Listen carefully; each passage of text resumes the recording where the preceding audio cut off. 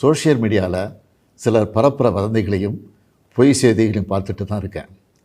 எந்த ஒரு அரசியல் கட்சி தலைவரும் தன்னோட தொண்டர்களும் அப்பாவி பொதுமக்களும் இறக்கிறத எப்பொழுதும் விரும்ப மாட்டாங்க. இந்த சம்பவத்தில் உயிரிழந்தவங்க எந்த கட்சி சார்ந்தவர்களாக இருந்தாலும் என்னை பொறுத்த வரைக்கும் அவங்க நம்மளோட தமிழ் உறவுகள்.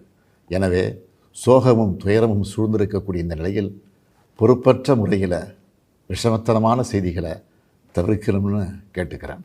அரசியல் கட்சிகள், பொது அமைப்புகள் இது போன்ற நிகழ்ச்சிகள் நடத்தும்போது இனி வரும் காலங்களில் எத்தகைய பொறுப்போடு நடந்துக்கணும்னு என்ற விதிமுறைகளை வகுக்க வேண்டியது நம்ம எல்லோருடைய கடமை.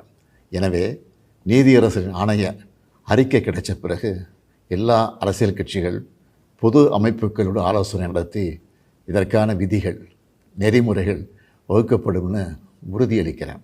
அத்தகைய நெறிமுறைகளுக்கு எல்லாரும் ஒத்துழைப்பு தருவாங்கன்னு நம்புகிறேன்.